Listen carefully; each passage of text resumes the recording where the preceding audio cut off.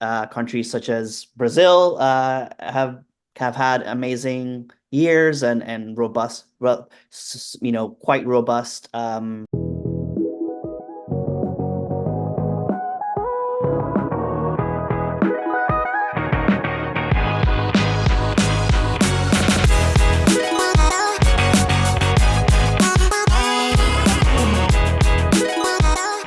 Hi, José. Thank you so much. Muchas gracias por su tiempo. Claro, claro, a la orden siempre, Sí. sí. ¿De dónde? Where are you from I'm originally? Puerto Rico, born and raised in Ah, Puerto Rico. Yeah, okay. I'm yeah. Brazilian. So Oh, amazing. that's awesome. How long have you been like working with Tribeca Film Festival? Well, as with Tribeca, the organization, 14 years, which is incredible. It's hard to believe, but the first 10 years, I used to work at their nonprofit organization, Tribeca Film Institute, which sadly no longer exists. But so 10 years at this nonprofit where we gave grants to documentary and fiction filmmakers year round. And now this is my fourth year as a programmer at the festival. And you always work with like the Latin American, and Latinx Uh, projects. I try to, yeah, insert myself, so to speak, and embrace that aspect of my line of work. Yeah. At Tribeca Film Institute, we specifically had this program for Latin American filmmakers to get funding and professional development for their films. And now at the festival, I oversee our documentary screening committee. When we start to receive submissions, I head that committee and source the feature documentaries that we're gonna consider and invite for the festival. But then within that, I'm also watching fiction films, and I'm putting extra emphasis on sourcing Latin American Latinx films. Yeah. How much have you seen like throughout the years? How much have you seen the Latin Americans like projects? You know, how much they are grow in numbers for you to watch. You know what I mean? Because I think we see there was some reflection on Hollywood as well, like growing a lot. I bet you at the festival you have that too, right? Yeah, I mean, in terms of submissions, it's always quite healthy and robust. I feel like if you look closer, the quantities I think shift here and there according to each country's, very sadly kind of consistent struggles with their film commissions and whatever government is in place and how they respect and put emphasis and priorities on supporting the arts. Sometimes like countries such as Brazil have had amazing years and robust, quite robust output of talent. And then before Lula came back, not so much. So, and I think that to an extent is reflected in what we receive. If filmmakers don't have the financing or the means or the resources to make their films, finish their films, they're not going to be released. It's not going to get to the right audiences or the right festivals, and then it's a drought. So we're dependent on, all of us are dependent and on a thriving ecosystem for filmmakers to make their films. But we've been quite fortunate, I think even before my time as a programmer, but specifically these last 4 years, that where each festival edition we've had since 2021, we've had like really great Latin American films. They've been able to figure out the way to finish them and find the resources they need. So Yeah, you mentioned Brazil, and I can see like throughout the years, like not just in Tribeca, Los Angeles Latino Film Festival, the Miami Film Festival, you see the decrease like of number of Brazilians represent there. Like but it's not there. It's not that we don't have filmmakers, it's because we don't have the funds to do it. completely. And our artistic director, Frederic Boyer, was telling, we were talking the other day, because we have a few Argentinian films in our slate this year, but specifically one, a really highly recommended film called The Freshly Cut Grass by Selena Murga. It's Argentinian film, and Frederic kept saying like, we'll see if we get more Argentinian films. given the state of Argentina right now, and the real very harsh, concerning cutbacks to the entire audiovisual sector. But yeah, so a quality film like that, like Selena's film, we're so appreciative that she chose to world premiere with us. But hopefully that'll just continue to happen, and countries can stabilize and find the resources that they need. Yeah, this year, like I was like the Tribeca 2024, it's like the list of movies in the summers, La Cocina, all of them are like, it's amazing how much the quality has, like throughout the years, you see the quality of the filmmaking around the world, especially in Latin America. Was like, how was like the process this year to pick, like to like find those jewels around among all of the submissions? Yeah, it's hard. There's definitely sacrifices every year made. You have to kind of not take it personally when a film you're passionate about doesn't make the cut. You can at least hope that you can convey to the filmmaker or help them to find another home for the film. But what we do have is we have an abundance of riches. I think for us, it's ensuring that the in this case the Latinx films we have don't are not redundant or to each other and repetitive. That each one carries its own sensibilities, perspectives, that we're covering a lot of ground in terms of more artful or social issue driven or character driven or maybe more commercial. We don't want to overlook um, a given maybe topic that is a topic maybe that is front and center, like State of Silence, Mexican documentary by Santiago Massa Stern, executive produced by Diego Luna and Gal Garcia Bernal. You know, the whole film is focused on this war on journalism, and that AMLO, the outgoing Mexican president, has enacted on its journalists in the country.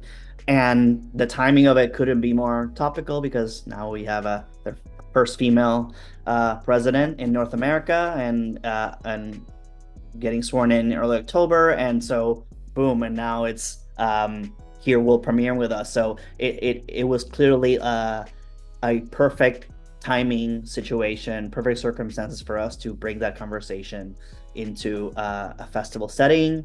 But then we have like La Cocina that you mentioned, Alonso Ruiz Palacios, already, I believe, 3 films under his belt, 3 or 4. And so we knew that this was a talent that needed to be foregrounded here, especially it's a New York City story. I think it might kind of be his first kind of US film, sort of, quote unquote. Rooney Mara within one of the lead actors in the film. That made perfect sense. And then there are others that were just enamored by maybe a scrappier storytelling, more character driven, maybe a film that might seem small, but the emotionality of it opens it up to a wider audience, because we know that we're confident that our audience will emotionally connect with a film. So it's making sure that, yeah, we're not overlooking ultimately anything, or not a lot, and that it clearly shows a diversity of perspectives, and most importantly that nothing is kind of circulating stereotypes or cliches about Latinx, Latin American identity. We're always that's the main priority is, what are we considering? How can we make sure that this is a fresh perspective that feels grounded and not there's no deficit of characterizations or culture or Yeah. No, yeah. it's amazing. I love it. Even the short films, I already watched some of them. I even Mm-hmm. talked to the director Alex for Nea. Uh-huh. Yeah. Oh my God. I was like, this is so crazy. And for me, I understand Spanish and I speak Spanish as well, but I had to come back some, some frames, like some minutes to get what they are talking. Like It's fast. Yeah, it's a really very fast, yeah, yeah. but it's really, really, really cool.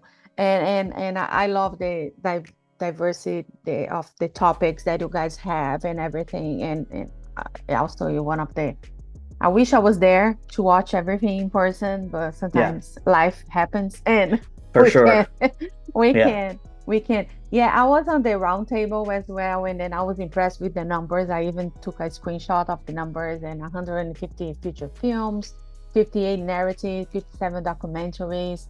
It's a lot, A lot. 13,000, more than 13,000 submissions. And wow, wow. It's challenging. Yeah. I mean, I would say if I'm just looking at the Latin American films we have, a lot of these are, usually I personally keep a running list of films and filmmakers that I've been tracking. Like, I know a particular filmmaker's working on a film, and once submissions open, I check in with that filmmaker and say, are you going to be ready to share a cut with us?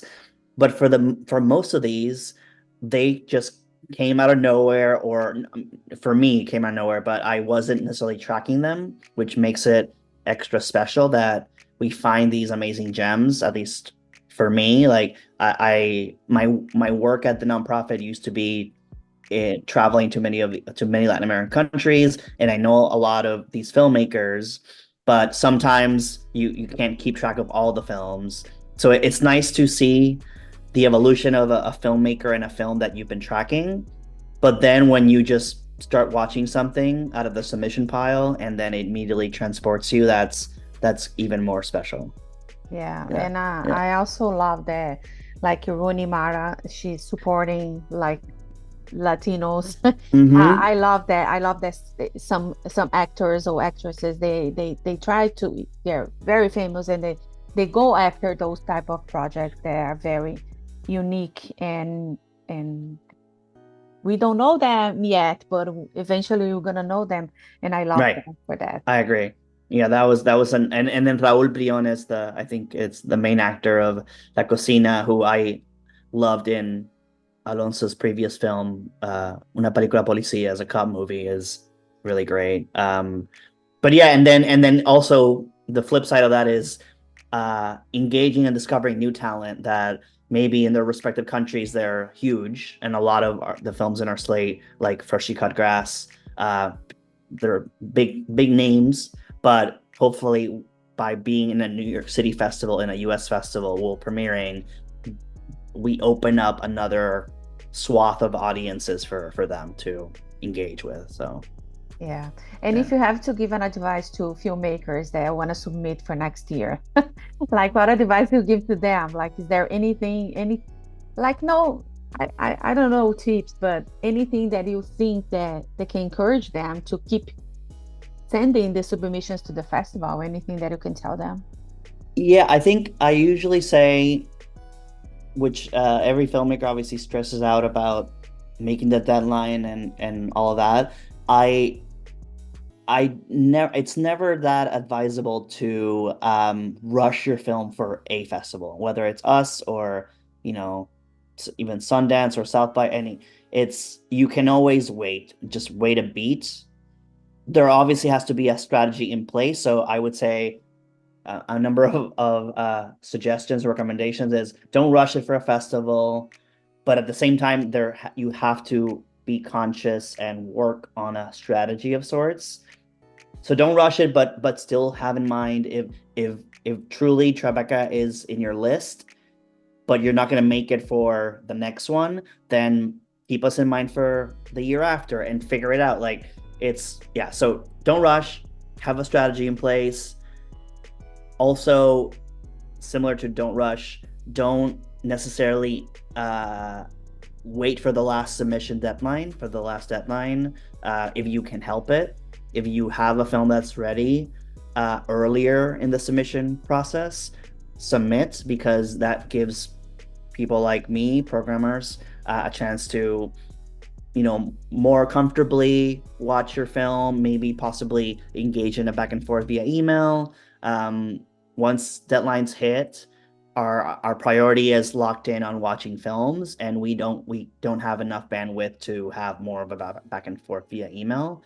So I think all of that to say, it's like time management is important for filmmakers. So timing timing out how you finish the film, seeing what festivals will be comfortably positioned in your timeline to submit to, but then don't go crazy and don't get exasperated if one of those that you were really fond of doesn't make your vision. In the same time, for rejections, that's also the case. It's easier said than done, but don't feel exasperated when you receive a lot of no's. Sometimes it just truly wasn't a fit. So filmmakers should always study up on the profile of a festival and figure out the story I'm making, the film I'm making, what festivals have screened similar films. If mine is a personal film about my family in Puerto Rico, like, okay, I want to maybe look at festivals that program a lot of Latin American films or Caribbean films. Yeah. So I'm not necessarily gonna immediately think Cannes, So it's like know your audience, know your festivals. So that's a little bit of a wide swath of advice that No, but make sense. You're talking makes sense. And for us to wrap it up, what else? What other like not list? What are you have other not just the Latin American Latinx movies? What else do you recommend for people to watch? You have like shorts, games, what else? Audio storytelling. Yeah, I mean, I'm very proud that for the third year, I've worked with the shorts programming team at Tribeca to program one Latin American shorts program. This year, I co-curated this program with my colleague Jason Gutierrez, who's a programming manager at Tribeca, and the shorts program is called Viva Vida. We decided to take a more hopeful, exuberant look at stories from Latin America. I believe I think they're all fiction, but Nea from Colombia is a part of this program. We have a short from Colombia, 2 from Mexico, 1 from Chile, and 1 from Puerto Rico. And they examine the follies of youth, really kind of unique coming of age stories, the absurdities of life. And so I think it's a really kooky, eccentric, joyful, exuberant program that we have. So those 5 shorts I highly recommend that people seek out. And I mean, just to repeat them, I mean, Dog Thief is also quite a lovely film from Bolivia about a shoeshine boy in the streets of Bolivia. Piropolis is stunning. Piropolis is a Chilean film, a Chilean documentary about wildfires in Valparaíso, Chile, and the sequences in that film are jaw-dropping. It's striking, it's dangerous, it's tumultuous, but there's a humanity to the storytelling that is quite impressive. Amazing. That's amazing. Jose, I just want to thank you so much for your time. Muchas gracias. Muito obrigada. And a lot of success. I cannot wait because I have already my link. Some of the movies are still to be available. Some of them I talked to the publicist to receive the links. I already watched some of them. And I cannot wait for people to be watching and be delighted with the amazing movies. Thank you so much. Of course. Thank you. Bye. Ciao. Ciao. If you like to support or continue to support Jana on Camera, don't forget to subscribe, like, comment, and share the videos.